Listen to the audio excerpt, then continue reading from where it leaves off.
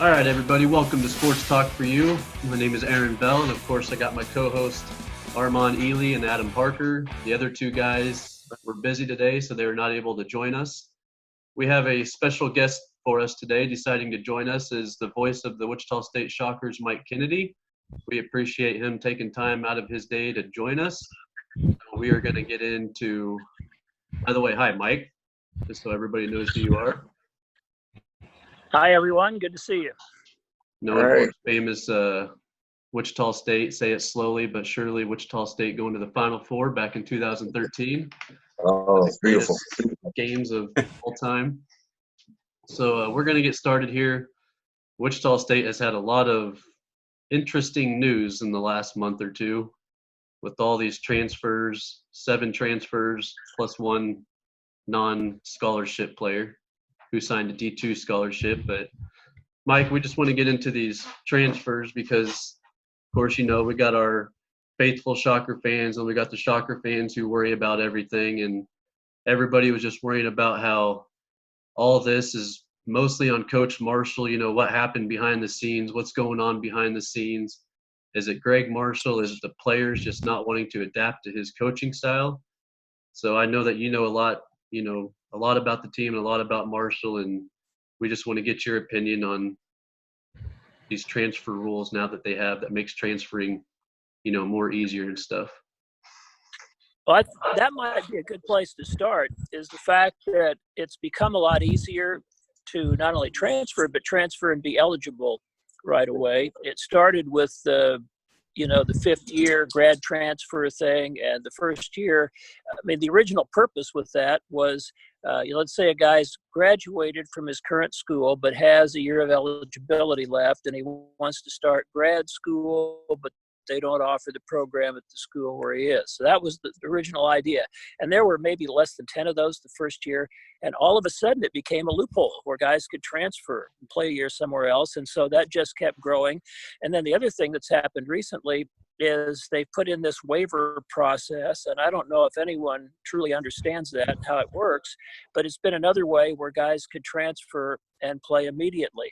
And I think also we've seen a change. You know, I've been doing this for a long time, and I think we've seen a change in the last 10, 15, maybe even 20 years, but certainly the last 10 or 15, that guys didn't used to think about transferring that much. And now I think a lot of kids go into college with the idea that if I don't like it here, if I'm not getting the playing time I want, don't like the coach, I'll just transfer. I think that's kind of a mindset from the beginning that didn't used to be there. So you add all of that up, and you're seeing more and more transfers all the time.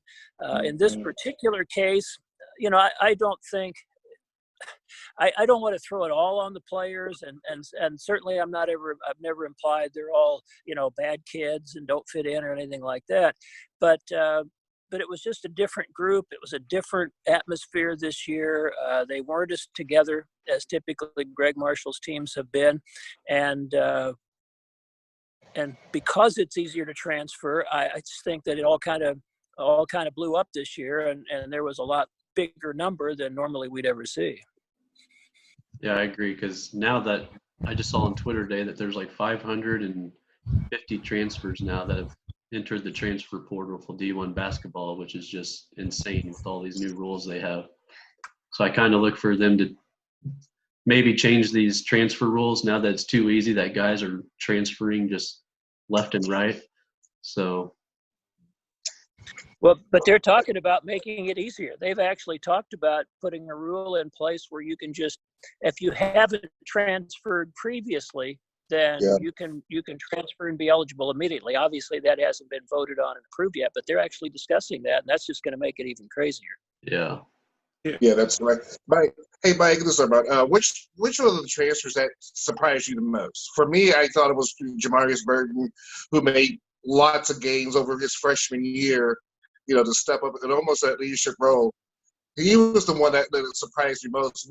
Is there a specific transfer that surprised you?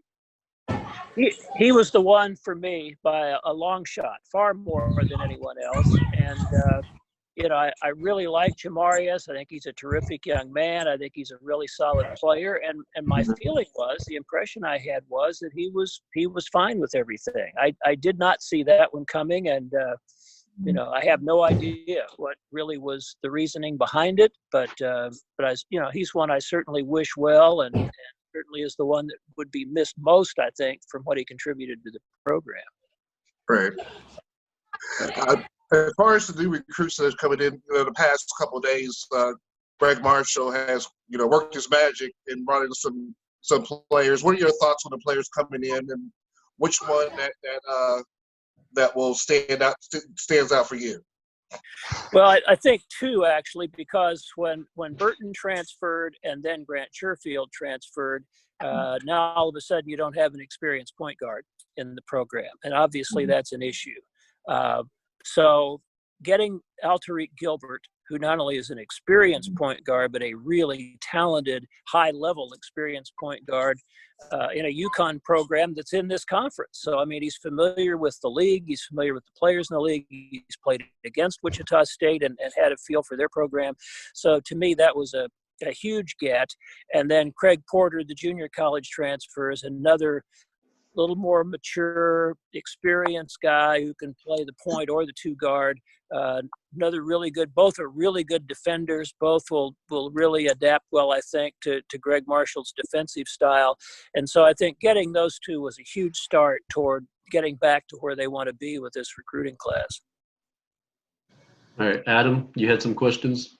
Yeah, I had a couple questions, actually. One is, with Wichita State such high turnover this year with its team, when everything gets kind of back to normal, hopefully this summer, and say there's like a Power 5 coaching opening, do you see Marshall taking that job? No, I really don't. And, there are only a handful of jobs out there anyway that I think he would ever be interested in at this point, and none of those are open. There was some talk about Texas, and I'm saying, to people, well, that job's not open, so how would he be going to Texas? And now Texas has confirmed they're keeping Shaka Smart, but I don't know even if that one would have attracted him as much as it would at one time. I think he's at a point in his career, you can never say never. I mean, I would never say, well, there's no chance he's ever going to leave, but I think it is far, far more likely that it's a matter of how much longer he'll want to stay in coaching than doing it somewhere else. Yeah, the reason why I was asking is because I'm an Arizona Wildcat fan, and, Sean Miller's been kind of in hot water the last couple of years. And so I always just kind of wondered that if anything happened to Sean Miller, would Gregg Marshall consider maybe going to Arizona? That's one of those. I would just say that's one of those situations where obviously it's a great program, has great history. You should be able to always recruit well there. And he's a guy who he really likes warmer weather. I mean, I think he would certainly not mind giving up the winters in Wichita. But still, it's a situation where he and his family have really settled in here. They love it in Wichita. And so, like I say, that would be one of those that certainly he might be inclined to take a look at, but who knows? Certainly that would be a more likely possibility than a lot of other names that have come up over the years.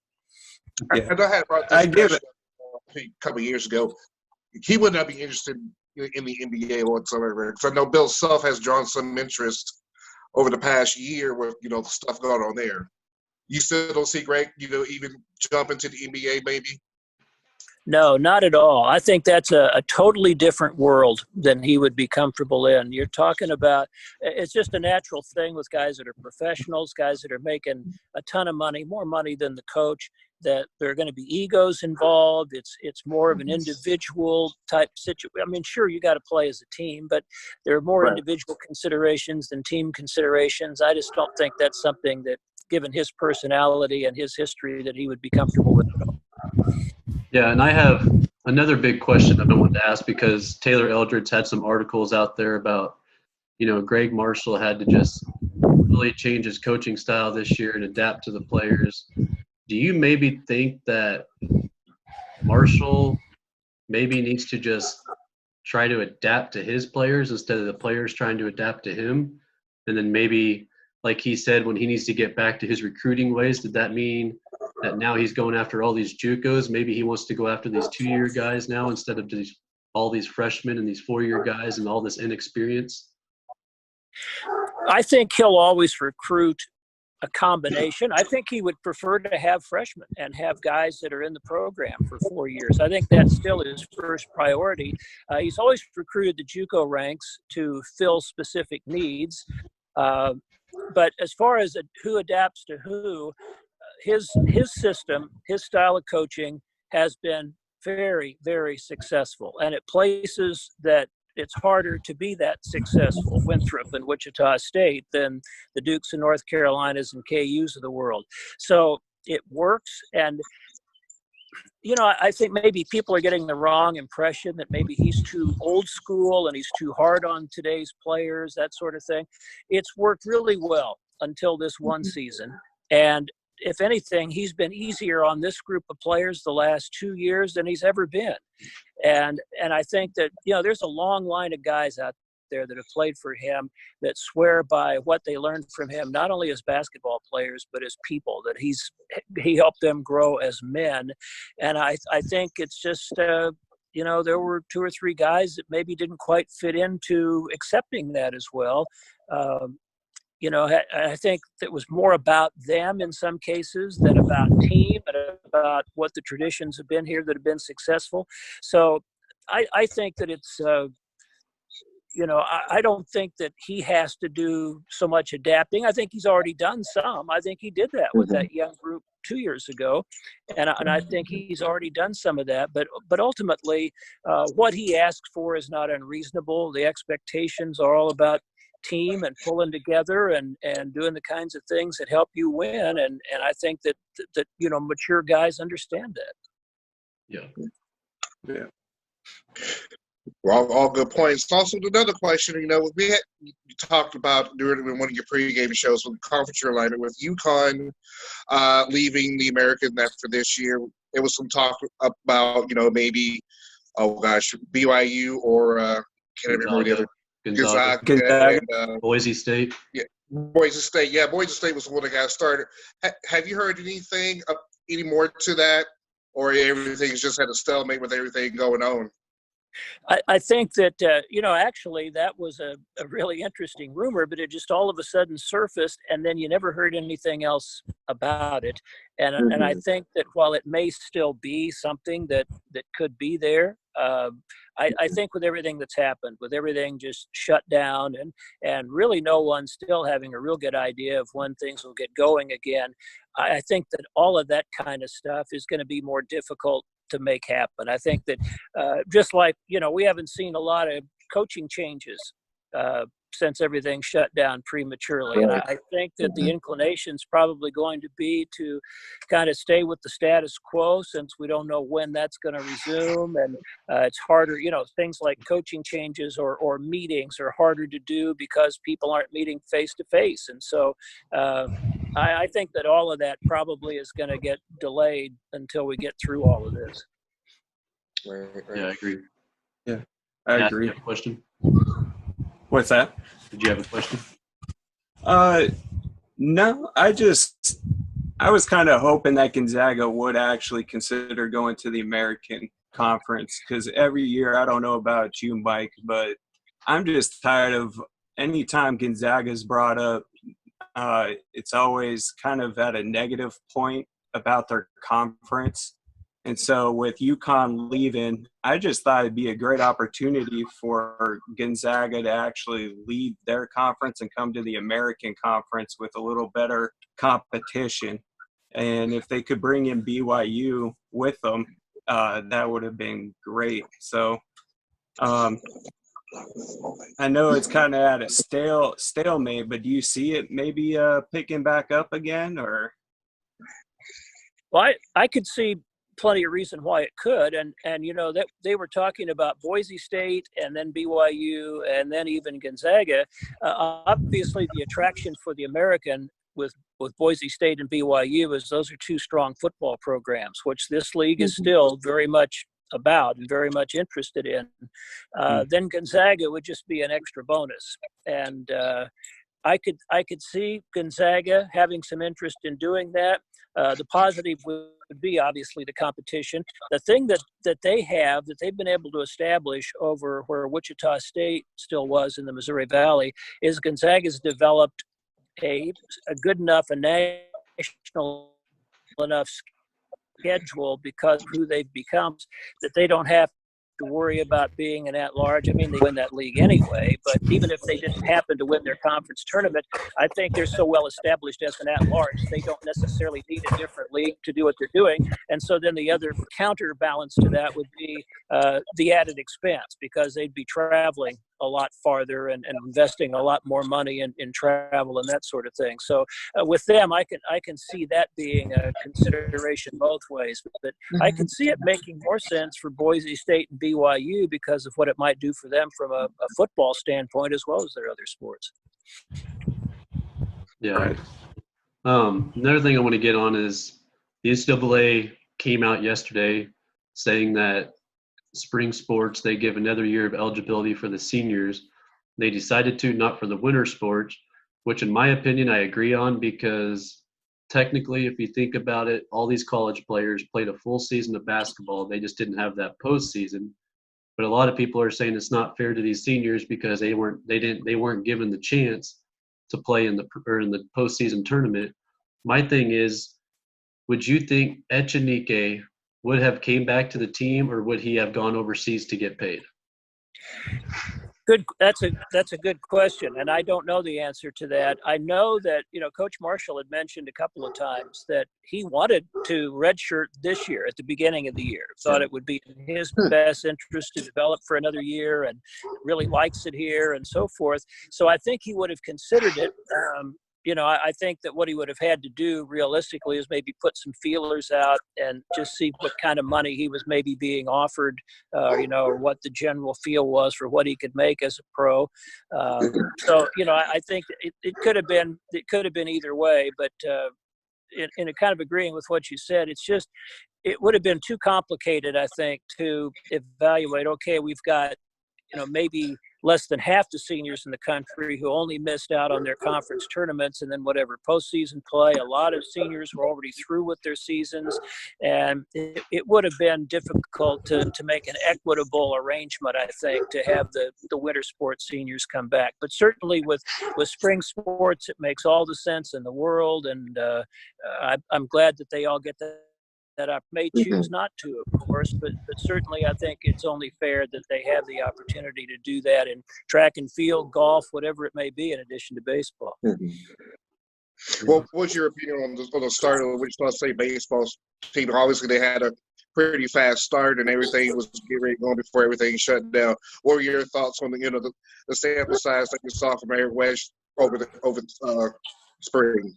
Well, the thing that would have been really interesting would have been to see just how far they could have progressed with the roster they have, because I don't think anyone's kidding themselves that the roster, the talent wasn't yet up to the highest levels of talent in the American Athletic Conference. And I don't know how, in terms of wins and losses, how much they could have continued to sustain how they had started. But what definitely changed was the mindset and how they were going about things and the feel within the team. And that was very much a positive. And I think at the very least that this team, had they played out the season, would have stolen a few probably they shouldn't have won, and certainly would have had a better season than was anticipated. They were picked last in the conference. I don't think there's any way that would have happened. But I'm just encouraged by the fact that he's done exactly what I expected him to do, knowing him and knowing who he is and what he's all about. He established something very quickly as far as how things are going to be done and how his teams are going to play, and the players really bought into it and accepted it. And I think the future is very bright. It's just too bad we didn't get to see how it all played out this spring. Yeah. Right. Now, we talked about this earlier. Since they cut the season short, would this record still go on to Eric Wedge's career in the later future? I'm sure it will. I'm sure that's just what 2020 will be in college baseball. Yeah. There'll be those wins and losses, no conference races, no postseason, but the games were played, and I would think that they'll just have those abbreviated records on everybody's records throughout college baseball. Yeah. Well, Mike, that was a great show. I want to thank you for joining us and taking your time out of your day. I know it's nice outside, so we were all able to get outside today, although I'm cooped up in the house. We just want to say stay safe throughout this coronavirus. I know it's just a rough time out there with all of us being on lockdown and Sedgwick County not being able to get out and do anything. So we appreciate you. You're a great broadcaster. I love listening to you on the radio, calling Wichita State baseball, basketball games. Like I said, 7 years ago yesterday, you were known for your famous "Say it slowly but surely, Wichita State's going to the Final Four." And I watched that video yesterday, and it just gave me the chills, just hoping that we can get back there. And maybe even next year, maybe we'll be that Cinderella team next year that nobody's going to expect to happen. Well, you just never – that's the one thing it taught us. You just never know when something like that could happen. And this program's always going to be at a level, I think, with Gregg Marshall where those possibilities are there. And then beyond that, thank you for the opportunity. This has been fun. It's nice just to be able to get together and talk about sports. And hopefully we'll be back very soon to that point where we've actually got things to watch and do again. Yeah. Right on. Well, we appreciate it. And we hope you stay safe, and thanks for joining us. Same to you guys. Thanks very much. All right, thanks, Mike. Tell Debbie I said hi. We'll do. You guys be well. Thank you. All right, you too. Yeah. All right, y'all. That's going to do it for our show today. Again, we had our special guest, Mike Kennedy, with us. Go ahead and like and subscribe in the bottom right of your screen. We will have more shows in the future. Probably this weekend we will get into more college basketball and maybe get to the NFL draft that's coming up. So thank you guys, and we will see you next time.